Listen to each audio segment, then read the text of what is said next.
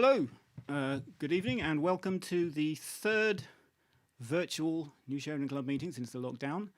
I hope you're all bearing up. If we were in the Wheat Sheaf at this point, normally Torquil would shuffle onto the stage and make some announcements about forthcoming events. Sadly, Torquil isn't here and there aren't any events anyway, so I'm going to push straight on with today's talk. Bollocks.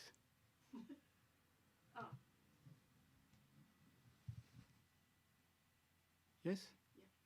That's just a time lag. Sorry about that, people. Ali was suddenly panicking that there was no picture, forgetting about the delay. We started selling Absinthe at the Candlelight Club a few years ago, and I've been interested in it for a while, but I was struck when customers started seeing it, the interesting variety of responses and misconceptions in some cases. So that's why I decided to do this, just to see if we can delve the mysteries of absinthe and perhaps puncture some of the myths. Now, if we were all here together in the Wheat Sheaf, I'd probably start off by asking around the room what you knew about absinthe. I'm assuming you've all heard of it. Since you're not here, I'm just going to play your role myself. So what do we know about absinthe? Well, first of all, it's green. Yes, it is green most of the time, except when it's not. Some absinthes are actually colourless. And some people will tell you that colourless absinthe was invented in Switzerland after it was banned there, so that clandestine distillers making moonshine absinthe could do it more surreptitiously without it being spotted. Frankly, anyone who's ever been in the same room as a glass of absinthe, as we are right here now, will tell you that you smell it long before you see it. In fact, colourless absinthe dates long back before the ban. And in France, it's known as the Blanche, and in Switzerland as la Bleue. What else do we know about absinthe? Well, you say, it drives you mad. Does it? Certainly, some people say that, and there was a time when a lot of people were powerfully lobbying that this was the case. I've drunk plenty of absinthe, and I'm just the same as I was before I started. You know, perhaps not that much of a yardstick. But I can reassure you that any absinthe you're likely to encounter today is no more harmful for you than any other alcohol that's about 70% strong. So you can rest assured there. But it's not to say that it's not the same as other alcohols. It's long considered to have a particular quality of its own, but it won't drive you mad. So what else do we know? It's drunk by arty people. Well, it certainly was. There's absolutely no doubt that it was very popular with people like Oscar Wilde, Toulouse-Lautrec, Ernest Dowson, who seemed to have consumed little else. And we know this because of everything that they wrote about it. Does it make you a better artist? Some of the literature suggests that they believe it was. In fact, towards the end, it became a bit of a running joke. There was somebody joking about a particular artist, and they said, sadly, he needs about 7 glasses of absinthe to crack that sonnet, but he never has enough money for more than 6. So it was certainly something that was considered at the time. Does it really make you a better artist? Well, we're having a scientific experiment today to find out. I've sent samples of absinthe to 15 volunteers amongst the New Sheridan Club, and the idea was that they would produce some sort of artwork before this meeting, whilst not under the influence of absinthe, which they've posted to the Facebook event page, so you can have a look at them there. During this meeting, they should consume their absinthe, and then while still under the influence, produce a second artwork, and post that, and then we'll all be able to see for ourselves, completely scientifically, whether after consuming the absinthe they were better artists, whether it somehow unlocked their creativity. So we'll be able to find out. What else do we know about absinthe? Well, obviously, it's illegal. It's not illegal. It was banned at the beginning of the 20th century in most of Europe and in America. It was never banned here, mainly because I don't think it was popular enough for it to be considered a problem. But after it was banned in France and Switzerland, which is where they made it, basically you couldn't get hold of it here anymore, and people just stopped thinking about it. And in time, people came to think that it had been banned here as well, but it wasn't. Also, never banned in Spain and a few other places as well.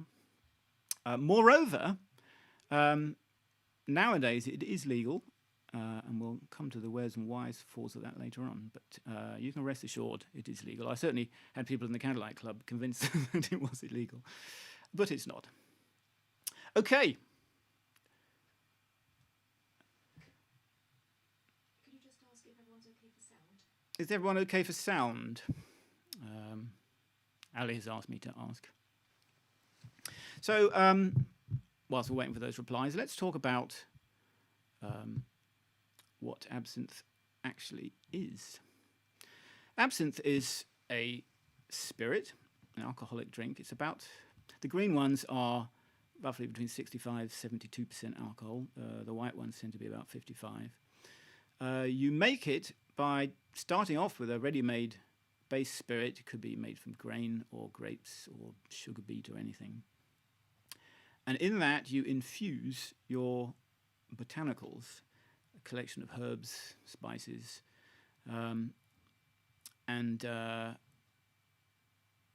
then you redistill it, which is to say you heat it until the alcohol evaporates, rises off as a vapor, taking with it some of the flavors that it's got from those botanicals, goes through a pipe, you cool it, distill it back into a liquid again.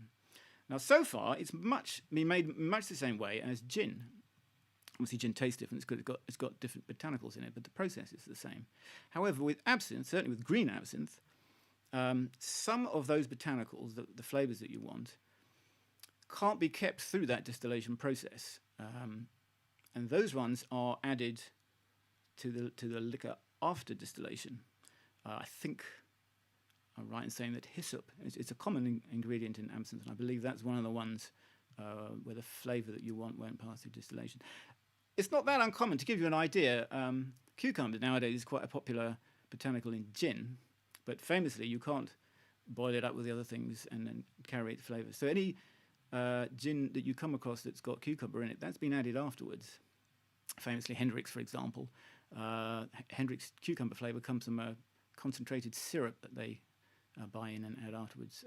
I've tasted it. It's quite nice, actually, if you can imagine what a really intense cucumber tastes like. And so it is with absinthe. And that is why absinthe is green, because the chlorophyll from those herbs added after the distillation leaves its colour behind. Now, in this slide I've got up here now, there's green and there's green. Now, absinthe that's been coloured naturally is a bit like that sample on the right. It tends to be a sort of olivey green. In time, it will maybe go more browny and fade a bit. The one on the left, that's artificially coloured. And in fact, both of these samples are a brand called Lafay, which we'll be hearing more about later on. There came a point about 7 years ago when the guy who makes it, reformulated it. The original version, artificially coloured, and the new version, he found a way to his satisfaction to colour it naturally. And that shows you the difference in colours, which is useful if you're shopping for absinthe. If you see an absinthe that has more of a sort of bluey green to it, it's artificially coloured. Likewise, the colour of natural absinthe is quite fragile. Have a look at this. The absinthe on the left is from the batch that I sent out to our guinea pigs. It's Lafay absinthe, so it's the reformulated one, naturally coloured. So they claim. I'm trusted it is. He sells it in a, well, colourless, green absinthe will almost always be in a very dark bottle, and his bottle is actually completely opaque. And when I was pouring out the samples, I had some calls to open the original bottle of the reformulated stuff, which I got in 2013. Yeah, I don't drink a lot of absinthe in practice. I've still got that bottle.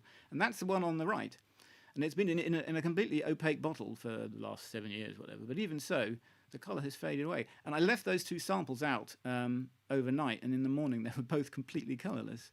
So, yes, the colour of natural absinthe is a fragile thing. So what are these botanicals that go into it? Anyone who's ever tasted absinthe will know that the primary flavour you're getting off it is aniseed.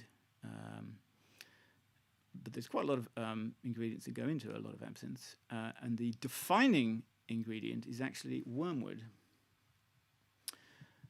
This is Artemisia absinthium, grand wormwood as it's known.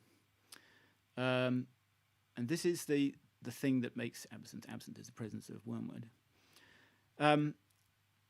Wormwood actually turns up in other things as well. Famously, vermouth always has wormwood in it. In fact, the name vermouth comes from the German Wermut, which means wormwood. It's called wormwood. It's long considered to have medicinal properties. Its name comes from the fact that it was considered to cure intestinal worms, and it's been used for thousands of years to settle stomachs and sharpen the appetite. And I think it's pretty likely that absinthe was born as an attempt to bottle and preserve the medicinal values of it. Other typical botanicals in absinthe, obviously anise, both star anise, green anise, fennel, kind of along the same lines, lemon balm, hyssop I mentioned. And some of them can have an awful lot of ingredients. And because you've got these different stages of adding things, it's quite a complicated process, which is one of the reasons why absinthe is quite expensive. Another reason is that because the alcohol level is so high, the duty is very high. Now, one of the things that wormwood is famous for is being incredibly bitter. And it's like in literature, it's like a byword for bitterness. And wormwood's been used as a bittering agent, in things like beer. There was a drink called Pearl, which was like a sort of mulled beer infused with wormwood, quite popular in Victorian times as a sort of morning drink with labourers. So you're probably thinking, well, so absinthe is a really bitter drink, right? And in fact, no. Proper absinthe is not really any more bitter than, say, coffee, if that. And the reason for that is that the molecules that make things bitter don't really pass through distillation. I'm reliably informed by distiller friends of mine. And I'm showing you this because this, as an aside, is actually the place where a gin called Sacred is made by a guy called Ian Hart. And he does literally make it in his kitchen. He uses a vacuum pump. So instead of making the alcohol evaporate by applying heat, he makes it evaporate by reducing the pressure inside with this pump that sits in a shed in his garden. And he distills each of the botanicals individually and then blends them afterwards. As such, he's always playing around with different botanicals. And I was around there once, and he gave me samples of 3 infusions. So this is the stage where you infuse the botanical in spirit of hops, gentian, and wormwood. And they were incredibly bitter. These kind of murky brown things, really bitter to taste. Then he gave me samples of the distillates that he'd made from the same infusion. So he'd evaporated them, condensed them down. Completely different. Not a hint of bitterness to any of them. What you actually get is quite different flavours. And in a way, this is kind of the point of redistilling things, is that you can kind of get the pleasanter flavours out of things. So my point is that absinthe, proper absinthe, isn't actually better, even though wormwood famously is.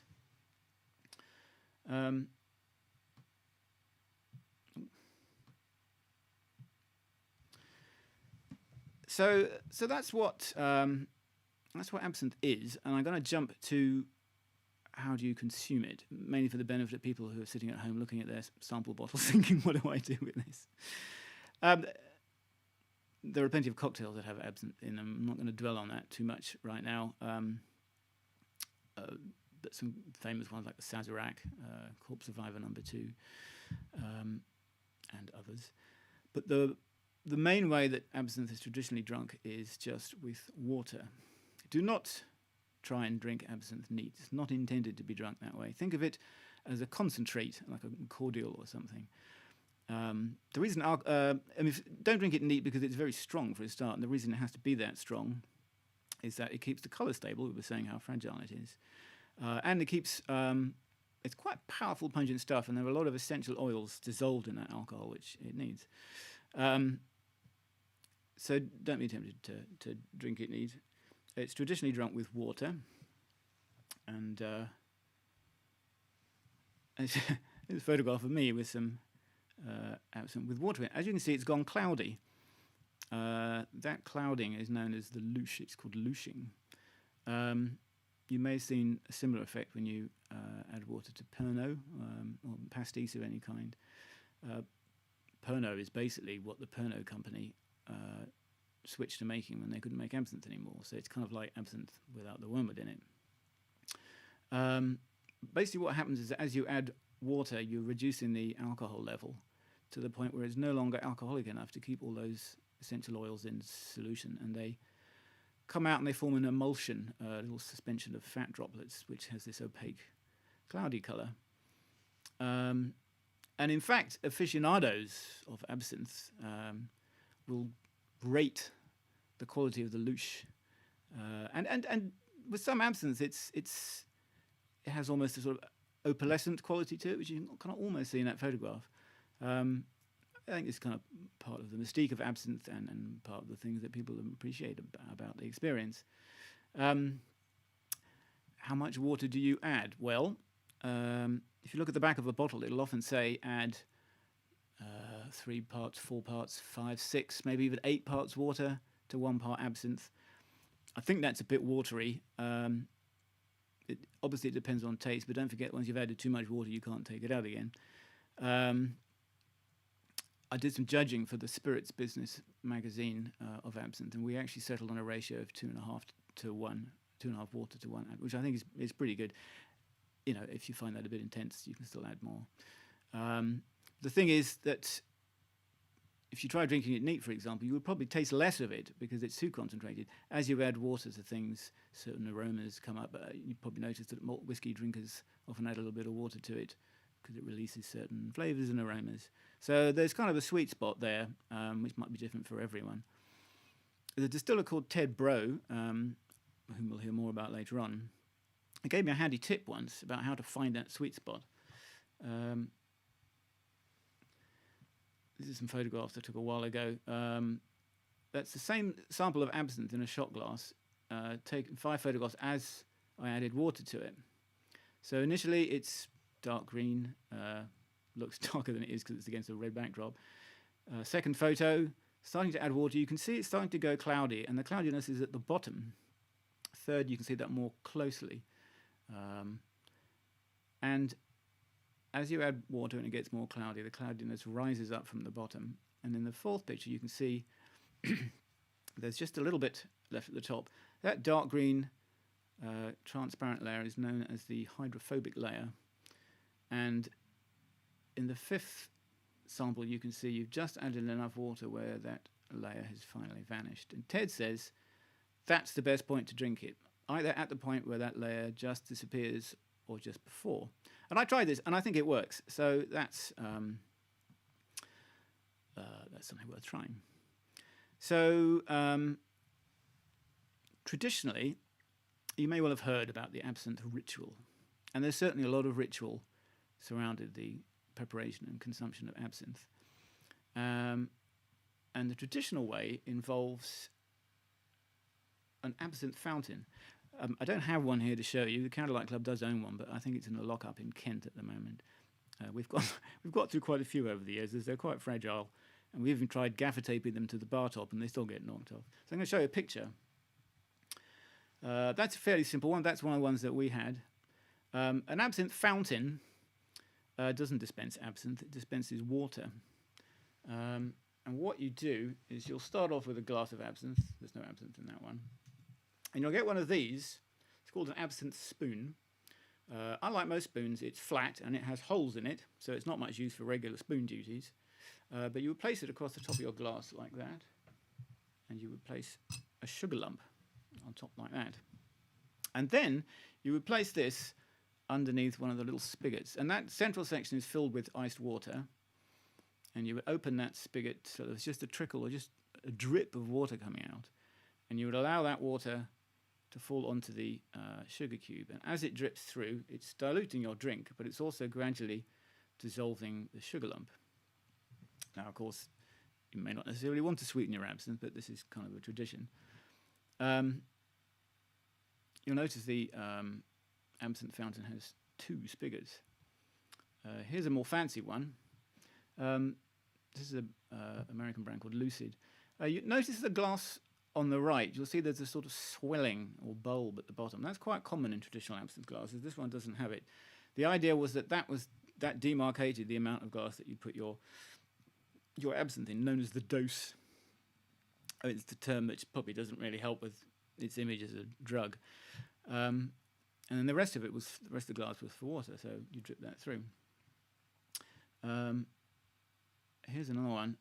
This one has 4 spouts. I've seen some with 6 and maybe even 8. Obviously, preparing absinthe this way takes a bit of time because you've got to wait for it to come through. And if you're in a busy cafe, you might want to be preparing more than one at a time. You might want to have one of these in the centre of a table so that people can all prepare their drinks at the same time in a companionable manner. So you might well ask yourself, why do it like this? Well, first of all, assume you do want to put sugar in your absinthe. A sugar lump like that, if you put it into a cup of hot tea, it'll dissolve pretty immediately, as we all know. You try stirring a sugar lump like that into an ice-cold glass of absinthe, and it's very tough. It doesn't dissolve. So doing it this way is actually a pretty good way of making sure the sugar does dissolve. You just get sludge of crystals at the bottom of your glass. Another reason for doing it this way is that, as we already discussed, some people are very particular about hitting the sweet spot with dilution. So by doing it slowly, you can see when it's exactly at the right point.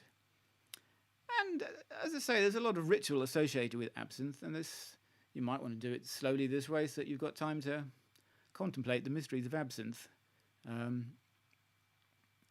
But I should point out that it's not absolutely necessary. At the end of the day, you're just adding water to it. And in fact, you'll see in this picture, this is a poster from the time. He is using the spoon and the sugar, but he's just pouring the water from a carafe over the top. He's also being distracted by a dame outside, so he's not really looking at what he's doing. Notice it says, "C'est ma santé." Whatever you might think about the horrors of absinthe, when it was being marketed earlier on, it was a health drink. People drank it for their health. You see it says oxygéné. There was actually somebody who tried to find a way of oxygenating it to make it more hygienic and more healthy. I think that was kind of late on when they saw that the writing was on the wall. This chap here, he's just pouring water from an earthenware jug. So even back then, not everybody used all this fancy equipment. This guy here, again, being distracted by a lady, and while his street urchin is stealing his absinthe. But you can see that he was in the process of simply pouring water into it from a jug. This one here, again, you can see they've got just a carafe. Anyway, you'll notice that these are posters advertising absinthe, and they were obviously quite happy with and keen to associate it with looseness and wicked behaviour. The picture I used as a sort of thumbnail for this talk of a gentleman in a top hat.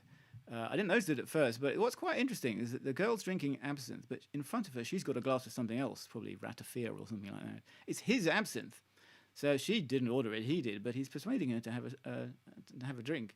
So it's a bit more sinister than it at first appears. So the point being that you don't necessarily need an absinthe fountain to do it. This lady here is using an absinthe spoon and sugar, but she's obviously getting the water from a leaky gutter or something. So the world's your lobster. Also, look at this. This is I thought it was fun because it's a poster for an instructive play about absinthe. Quite negative, I expect. I haven't seen it, but then I noticed that his glass has another glass contraption on top of it. I can't quite see it. I think it's something where it's perforated on the bottom and you put like crushed ice in the top, and and as that melts, it drips down and dilutes your absinthe. So this is like a sort of one-person alternative to an absinthe fountain. Here's something you can buy these now. This one I think is vintage. You put water in the top, and at the bottom is a kind of like a seesaw flat paddle thing, which kind of regulates the drip of water out like a sort of water clock or one of those things. Bizarre. There's a lot of gimmickry and gadgetry associated with absinthe, a lot of fetishism about it in a way. I think that tells you something quite a lot about it, culturally speaking. But yeah, none of this stuff is very necessary. But you will find, time and time again, the idea that you can do it right or you do it wrong. You read about a neophyte will come in and not quite dilute it right, and the old lag will sweep it away, say, "No, you've ruined it, start again." And apparently there were absinthe professors, old lags, who'd hang around in absinthe bars, itching for a chance to show a neophyte how it's done in the hope that they get a free drink out of it.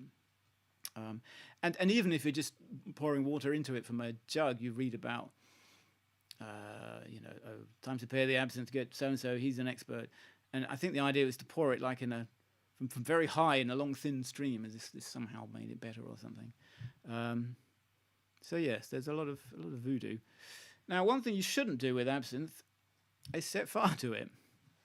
The idea of the absinthe fire ritual, there's no history to it. It was invented in the 90s. As absinthe was beginning to make a comeback, some crafty marketers thought to themselves, well, if we're trying to sell absinthe to club kids, we're not going to get them to sit there dreamily while their absinthe prepares to a fountain. So they came up with this. The idea is that you soak a sugar lump in absinthe, and you set fire to it, and you watch as it kind of caramelizes a bit, and then you drop it into the absinthe and stir it where it doesn't dissolve. It sets fire to the absinthe, and then you chuck water in to douse it. Completely made up, potentially dangerous. I don't know where it came from. Some people say it kind of harks back to sort of frat house rituals and things. I often wonder whether it comes from sambuca, which is an Italian liqueur that's traditionally served, but you put a few coffee beans floating on top and set fire to it. And I say that because sambuca is also anise flavoured, so maybe that's where they got the idea from. Now, so I think one of the reasons why many people think that there is fire involved is this scene from the movie From Hell, where Johnny Depp's character prepares a snifter in the bath, and he does it like this. So he has the spoon and the sugar, but he pours the absinthe into the glass over it, spilling half of it down the side, you'll notice. Then he sets fire to the whole thing, although he knows that it blows itself out first of all, and he has to light it again. The addition of of lorddom, it's not traditional, but whatever floats your boat.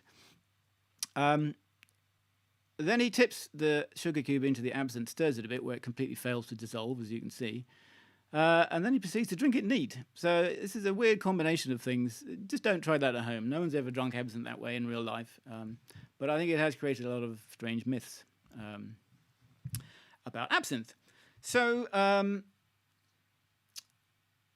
that's what it is, and that's how it's drunk. And you think to yourself, well, if there's so much cultishness about it, so much enthusiasm, why did it get banned?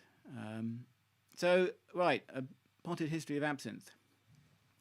Although wormwood drinks have been drunk for thousands of years, absinthe, as we understand it, goes back to traditionally 1792, when a French aristocrat fleeing the revolution, moves to Switzerland, where this is where a lot of wormwood grows wild, and he started tinkering and allegedly came up with, the guy's name was Pierre Ordinaire, and he invented what we know as absinthe. There's a couple of sisters, the Henriot sisters. Some people say they did it before him, others say he gave them the recipe, whatevs. And then along comes a guy called Captain Dubier, I think his name was, and he liked it so much, he found it was medically efficacious. He had the idea to start manufacturing it, And so he bought the recipe off the sisters, and it went into production. And in 1797, his daughter married a chap called Henri Louis Pernod. And that was the beginning of the Pernod drinks empire. And in its day, Pernod was the biggest manufacturer in the world of absinthe. It's their factory there. But it may well have remained a local delicacy if it weren't for the French colonial wars in North Africa in the 1830s and 40s, I think. The soldiers there were issued with absinthe to ward against malaria and to purify their drinking water. It's still, health tonic. And apparently it worked so well that pretty soon it was issued to French soldiers everywhere. And like a lot of these things, they developed a taste for it. And it's often the case that the soldiers lead fashions, and pretty soon the smart, well-to-do people had developed a taste for absinthe as well. They were the bourgeoisie. And it became fashionable to drink absinthe in what became known as the green hour. Between the end of work at 5 and before you went off to supper, you sit in a cafe, drink an absinthe to sharpen your appetite, and then off you go. So far, so good. It was still being regarded as a health drink, drunk by fashionable people. Bear in mind that it was something that they drank for a particular reason at a particular time. They wouldn't have an absinthe session. They'd have one before supper and off they go. But what the fashionable people do tends to trickle down. And it was when the working classes started drinking absinthe that those in power started to worry about it. And absinthe started to become quite popular. It's Degas' famous painting, the Absintheuse. The fact that she's a woman is not accidental. People didn't mind absinthe until it started being drunk widely by the working classes who were supposed to be working, and by women. In fact, some people regarded absinthe as a bit like syphilis. It was something that men picked up and then passed on to their wives. And pretty soon, the French were drinking, huge amounts of absinthe. There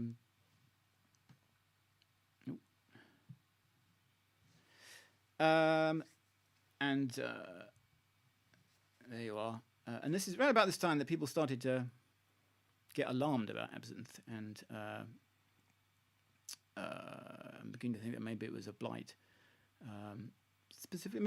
Bear in mind that around about this time, there was a growing temperance movement, which in America would ultimately lead to prohibition. So there was that going on as well. But absinthe was very specifically picked on, and they it started to be thought of as something which drove you mad and killed you and bad things like that.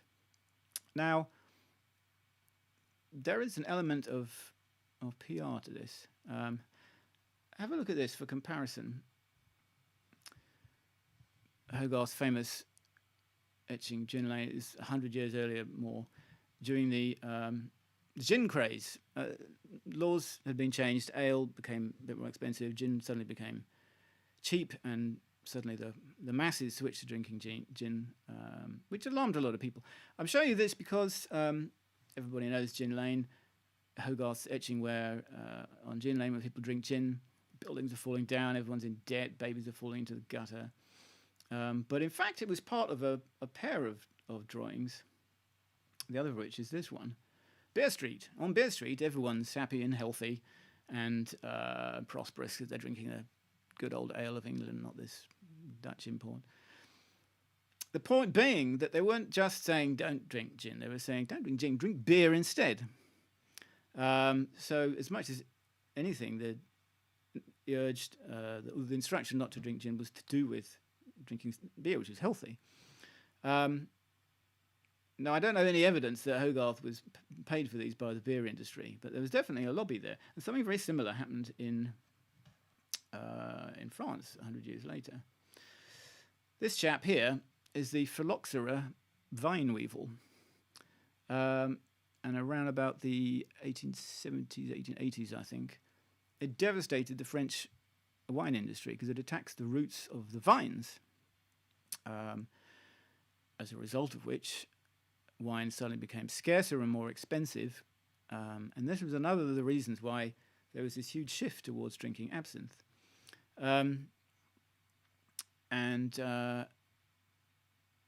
As wine became more expensive, absinthe became cheaper. Now, absinthe became cheaper partly because the demand was there and less scrupulous producers found industrial ways to manufacture it. And to a certain extent, that might explain some of the negative press that it's had. You had a time when they were just being cobbled together from oils and industrial alcohol to create the flavour, to give it the green colour it's supposed to have. They'd use copper sulfate. To make it loose, they'd use, I think it's antimony trichloride. These are poisonous. So these kind of like knockoff absinthes probably were as bad as people make out absinthe to be. They were giving absinthe a bad name. But it meant the price was lower, a bit like in the gin craze, really crap, cheap gin being sold. At the same time that wine, the traditional French drink, was becoming less available. So this kind of explains a lot of the shift. But the wine industry eventually solved its problem. I think I'm right in saying that they discovered there were some vine species, varieties native to South America, which seemed to be resistant to it. So they imported those, and they took the roots of those and they grafted on their traditional French varieties onto the resistant rootstock to produce a sort of hybrid that was resistant to the weevil, which only attacks the roots. So they solved that problem, and those vines are still being used to produce wine today. So they solved their problems, but then once they'd done that, they realized they were coming back into a market where everyone had switched from wine to absinthe. Now, the French wine industry is quite a powerful lobby. They make wine everywhere in France, but they only make absinthe in that one area on the border between France and Spain, primarily in a place called Pontarlier, which is the home of absinthe. That's where Dubié moved his factory from Switzerland to avoid. And it's at one point it had 25 distilleries in it making absinthe. But it's all focused around there and a place in Switzerland called Cuvée, whereas wine is everywhere. And consequently, the French wine industry had a powerful motive to encourage the belief that absinthe, and absinthe specifically, was bad for you, leading to stuff like this.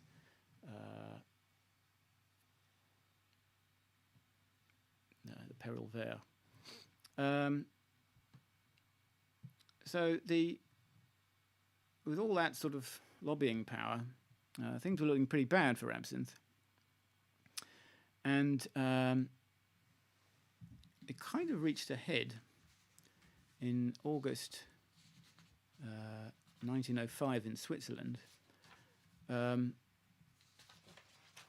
a man called Jean Lanfray drank 2 glasses of absinthe and promptly shot his wife and 2 daughters, driven to that by absinthe.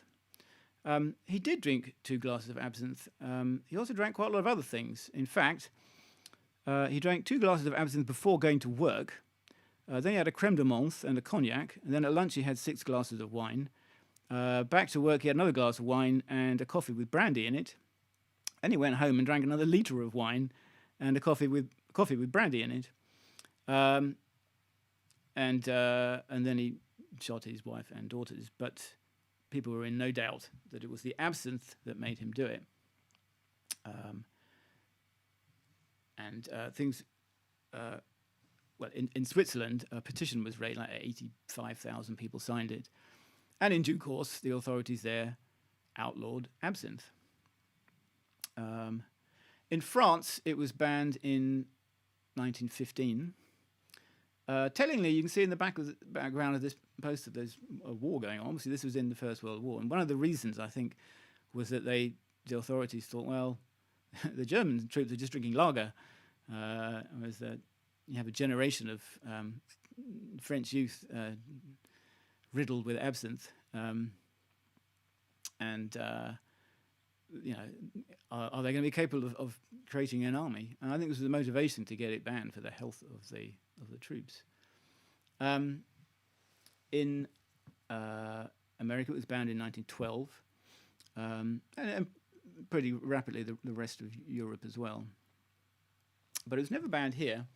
This is a photograph of a chap called Victor Berlemont in his pub, the York Minster, in 1939 in Soho. That pub went on to become the French House.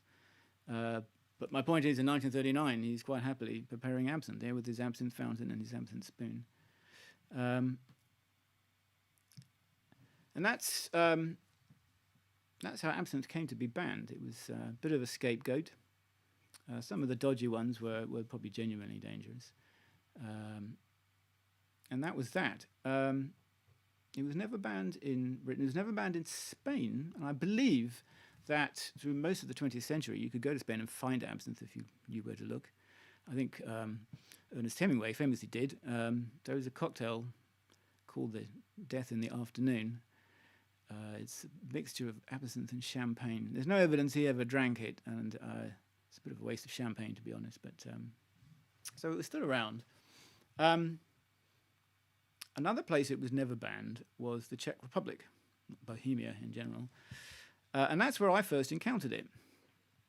I guess it must have been in the 90s or something. It's this, Hill's Absinthe. I saw it in a shop and I thought, wow, absinthe. And so I bought some and smuggled it back in. And I had a sort of Gothic dinner party and I presented this as a sort of pièce de résistance. I think most of my guests were hammered by then and weren't much interested. But I had some. And waiting for a trip, hallucinations, nothing happened. Now, Hill's Absinthe was made by a guy called Radamil Hill, and he had a family distilling company going back to the 20s. Times were tough under communism, and after the Velvet Revolution, he was looking for ways to beef things up. So he decided to add absinthe to his roster of products. He said it was an old family recipe, totally authentic. In fact, the reason absinthe was never banned in the Czech Republic was because there'd never been any tradition of drinking it. And in fact, Hill just made the whole thing up. He didn't know what absinthe was supposed to taste like. He said, well, what do I know about it? It's green, and it's got absinthe in it, so it must be bitter. It is both those things. I haven't had it long while. I'm pretty sure it's a bit bitter. It's kind of more borrows from the Central and East European tradition of bitter things like, I think, unicum. And if you've ever had gameldansk, it's it's that kind of tradition. But as we've established, real absinthe isn't actually bitter at all because, it doesn't go through the distillation. But Hill's absinthe caught on, and other absinthe started being produced in the Czech Republic because it was perfectly legal there.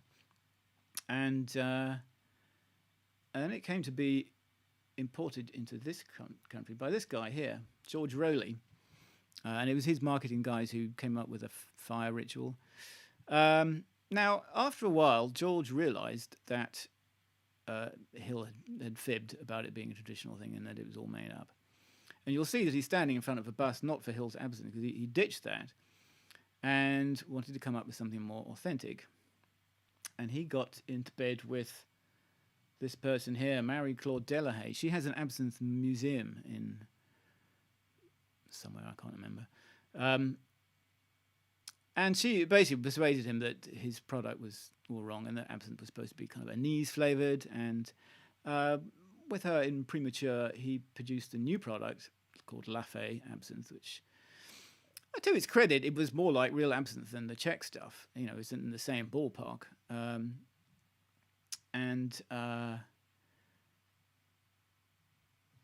As I say, afterward, as absinthe became more popular, lots of people started, and there were lots of brands now being crept up in America and Germany in particular. They seemed to be quite keen on it, and it's one of those things a bit like hi-fi and football, I imagine, where I saw invariably blokes kind of get very nerdy about it and have very strong opinions about what's correct and authentic and whatever.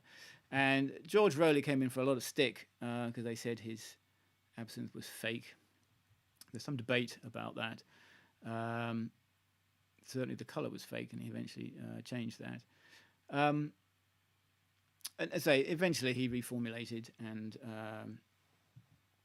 his current product, which is the one that I sent out in samples, it's not the greatest, but it's probably a pretty good value. It's about £43 a bottle, which for absinthe is pretty cheap. I mean, 60, 70 is more common.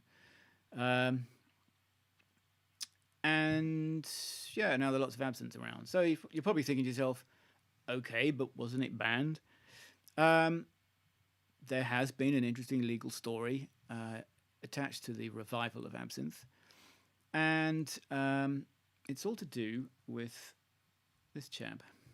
This is thujone. It's the active ingredient in wormwood. And it was considered, as long as science has been applied to absinthe, this has been considered to be the thing that makes it go. When it was banned in America, they specifically banned drinks containing thujone. And for a long time, especially since absinthe was banned, people speculated about chemically what it was about it that made it special, that gave it the qualities which people described that it had, and they put it down to thujone. There was a period in the 70s where they decided that because the thujone molecule looked a little bit like THC, which is the active ingredient in cannabis, that it must have a similar effect on the brain. It doesn't. It's quite different. We now know it's a GABA inhibitor.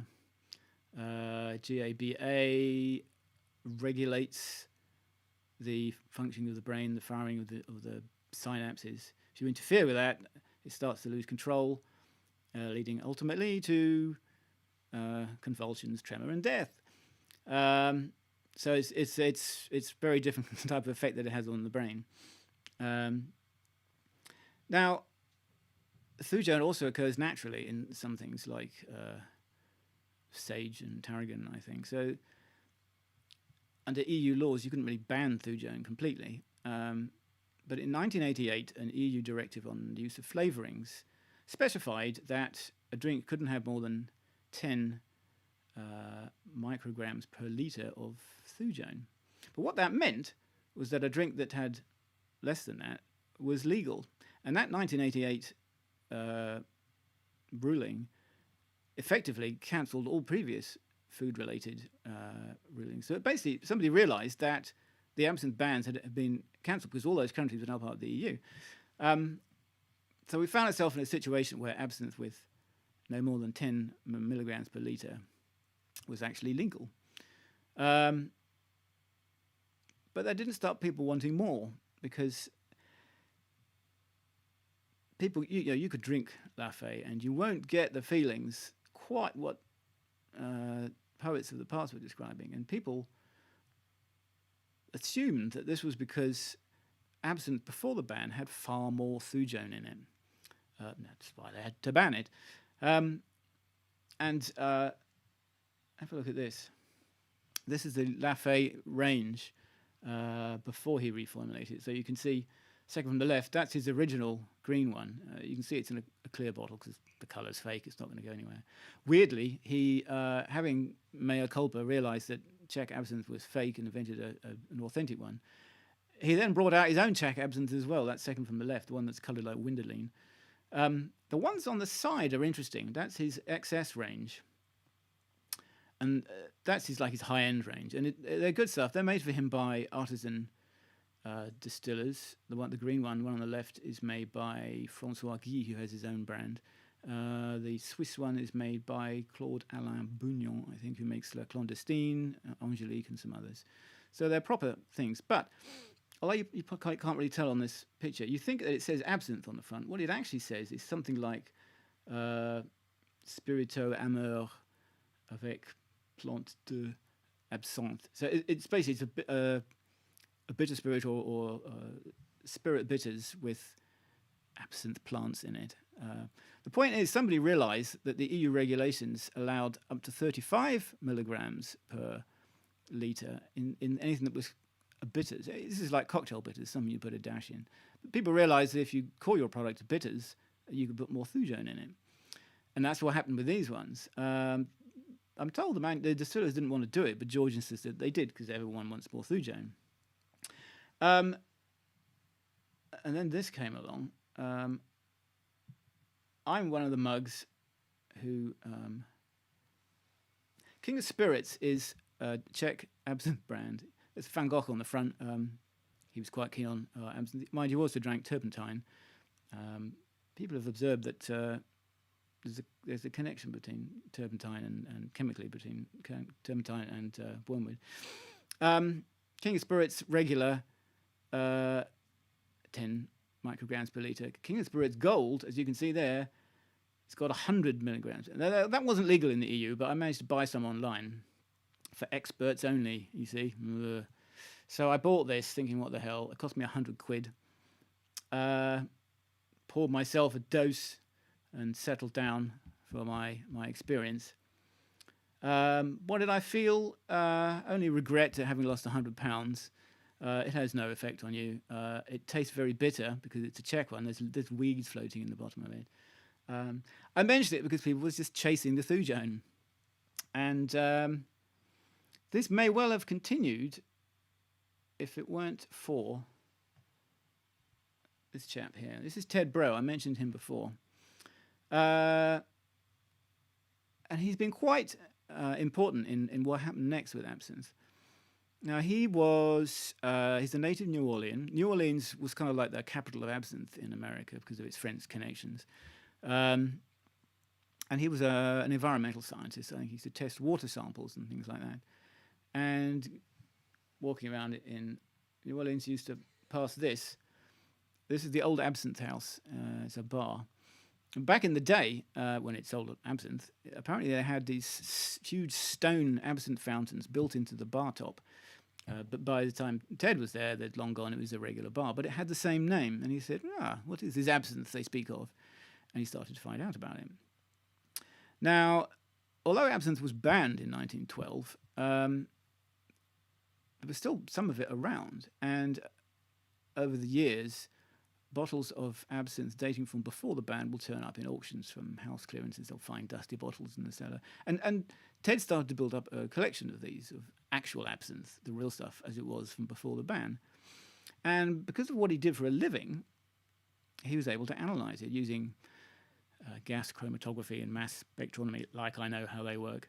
But it basically meant he can work out exactly, molecularly what was in these pre-ban samples of absinthe. And not only that, I mean, he was then able to reverse engineer them, and make kind of recreations of them, which he has done. This is his range, with the exception of the Nouvelle Orleans, which is one he's made up in honour of his hometown. All the others are actual clones of specific absinthes from the era. So, if you want to know what Toulouse-Lautrec and that crowd were actually drinking, you can now. But the most important thing he found out was that absinthe from before the ban, on average, has between 5 and 9 micrograms per litre of thujone. It typically has less thujone than the stuff they're making now. I mean, thujone, for a typical man to get a thujone intoxication apparently takes about 500 milligrams. Basically, you'd have to drink something crazy like 50 bottles of absinthe to get it. And clearly that's not going to happen. The alcohol would kill you first. So what Ted basically established was that whatever the secret of absinthe is, it had nothing to do with thujone. And consequently, the legal situation has kind of gone away because now no one particularly needs to have anything with more thujone in it than that. In America, they didn't get around it. They solved the problem of the ban. I'm told somebody discovered that the original decree banning it was supposed to have been signed by 3 cabinet members, and they only found the signature of 1, so it may never have been legally valid anyway. But the other thing is that the FDA basically tested the products of the distillers who were trying to get it legal. It was clearly harmless. And they basically defined thujone-free as being anything less than 10 micrograms per litre. So everything's fine. It's effectively thujone-free and therefore not the thing that was banned anyway. So so there you have it. Absinthe is now back. It's legal. You can drink it exactly as it was, as far as we're aware, before the ban. Which kind of leaves the question, if thujone, thujone is terribly toxic, it's got nothing to do with any effect that absinthe might have on you. Which leaves the question as well, what effect does it have? And there, well, our guinea pigs at home, I hope that as we're doing this right now, we'll be establishing whether the absinthe has had any effect on them. This is the popular image of the green fairy inspiring the poet. I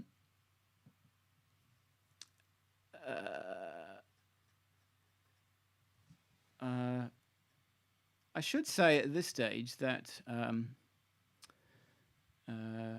I personally have never experienced anything from absinthe that I would really feel was different from that you might get from alcohol in general. But there are those who do. I'm going to read you something that Oscar Wilde famously said about absinthe. He said, "After the first glass, you see things as you wish they were. After the second, you see things as they are not. Finally, you see things as they really are. And that is the most horrible thing in the world. Take a top hat. You think you see it as it really is, but you don't because you've associated with other things and ideas. If you'd never heard of one before and suddenly saw it alone, you'd be frightened or laugh. That is the effect that absinthe has, and that is why it drives men mad." Oscar said that. And another person who wrote about absinthe is this chap here, Aleister Crowley. And he wrote, "A single glass seems to render the breathing freer, the spirit lighter, the heart more ardent, soul and mind alike more capable of executing the great task of doing that particular work in the world which the Father may have sent them to perform." So, like Oscar, he clearly feels there is something special about the way absinthe makes you feel and inspires you. But he also wrote this: "What is there in absinthe that makes it a separate cult? The effects of its abuse are totally distinct from those of other stimulants. Even in ruin and in degradation, it remains a thing apart. Its victims wear a ghastly aureole all of their own, and in their particular hell, yet gloat with a sinister perversion of pride that they are not as other men."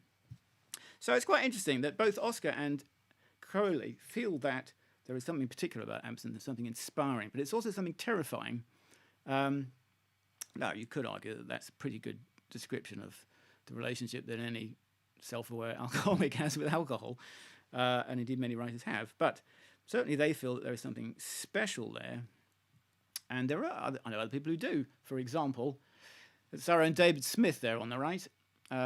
He told me that he definitely feels that he has experienced something from absinthe which is different from just drinking alcohol. And there's Ted Brough again. Now, he admits that as an absinthe distiller, he's kind of got a vested interest in maintaining the mystique of absinthe. But he said he does think that there is something there. His feeling is that there is something in amongst all those herbs, or the combination of them, which has a sort of stimulant effect.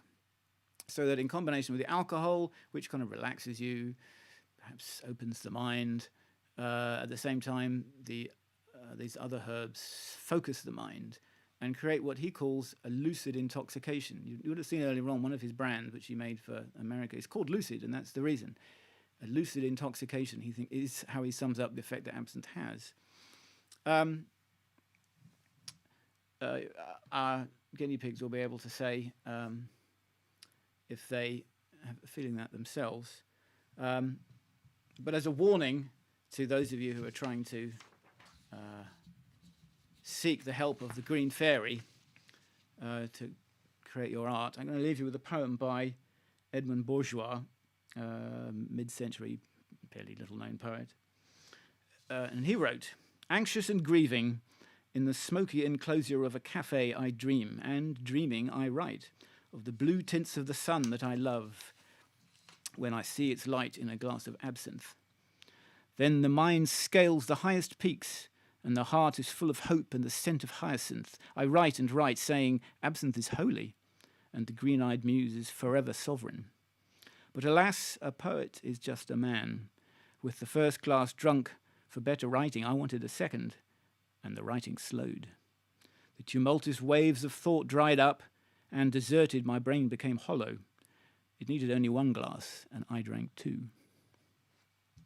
There's a warning for you all. So, that's enough from me. I hope that Ali's sitting here monitoring things. I can't see the chat myself. I gather there's some hot stuff being posted here. Yes, The absinthe is flowing. Tony Reid is reporting heightened emotions. Splendid. Various people are dallying with the death of the afternoon against your specific instructions. Well, whatever. Can't blame me. We've got a few specific questions. Yes, Which I'll be waiting till the end. I don't want to interrupt you. very wise. And the first one is Ruth Blanco asked whether with the preparation of absinthe you could use sugar syrup. If you want to sweeten it, then yes, you can. That's a good way of getting around the problem of making a sugar dissolve. And that's why a lot of cocktails will almost invariably use sugar syrup rather than lump sugar, just because when you're dealing with a very cold liquid, it's an easier way of doing it. So yeah, definitely. Any other questions? I'm just saying there's a lot of creative activity going on. I think Ed Marlowe has produced a zombie story. Good. Since taking his absinthe. Rachel and Paul have been following your lushing preparation instructions Good. very carefully, and so is Francis, I think. Rachel says she's going to put details of the Zoom meeting on the Facebook event page for Good. afters. Good, I'm just good, gonna have a look through if there's any other questions. Luigi, about using flames. Luigi says that in Italy we put fire on some traditional drinks in the Valle d'Aosta region. Right. Lots of people remember fondly or otherwise, I'm not quite sure, drinking Hill's absinthe in the 90s. Well, if you enjoyed it, good luck to you. I thought it was horrible. In the Johnny Depp clip, Darcy thinks that was crack laudanum. David Smith has a question. Would the absinthe, the original absinthe, I think he means, would be made of non-grape based spirit? Now, some people feel that it is, that it would have been. And I know that Ted Broe uses grape spirit. In fact, his grape spirit is so exquisite. He now sells it bottled on its own. It's quite nice.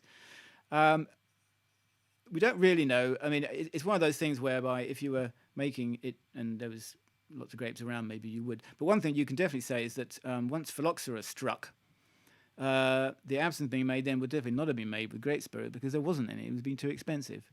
So I think certainly during that period, it was not have been made with grape spirit. Before that, who knows? Anything else? Yeah, Adrian says, I'm drinking Hills at the moment. Maybe I like the bitter taste. Well, this is an interesting thing because one of the reasons people thought that pre-ban absinthe had more Thujain or something in it was they assumed it must be more bitter because people were adding sugar to it. We now know that isn't the case. It's just a question of taste. It's possible that I've heard that people back then in the olden days might have just had a sweeter tooth. Having said that, I don't know how old Campari is, so maybe not. But yeah, some people like a bitter taste. I'm a fan of Campari, actually. I like bitter things. But and I've never found an absinthe, not a real absinthe anyway, which I thought needed any sugar at all. Okay, well, there's a lot of other discussion of horrible mixes to have with absinthe. But I think that's it. Everyone says, well, we have a pizza. Bravo, excellent talk. Thank you very much. Perhaps. Oh, I'm not sure whether you want to. Yes, how we're going to judge the artistic efforts. Well, it's not really for me to judge. I think it's for everyone looking at them to decide for themselves if they think. I'll publish everything in the next newsletter as well. But really, I think you can decide for yourself, and perhaps our guinea pigs themselves can decide whether they felt more inspired whilst sozzled with absinthe. As I say, I'm sceptical about there being anything special about it, but there are plenty of people who feel that there is. So maybe I'm just not susceptible. But yeah, judge for yourself. And if you like the idea, do go out and try absinthe. By all means, check absinthe if you want to. But do try some proper absinthe. Ted's stuff is great. It's not cheap. I think it's a good 70 quid a bottle or something. But if you want to know what they were drinking before the ban, it's a good way to find out. Okay, so maybe we can go over to Zoom, and I'll wind up this talk for now. Thank you very much for joining me. I hope you've enjoyed it. I hope technically all worked okay. I don't know what's going to happen next month. We'll work something out. Okay, see you everyone. Bye.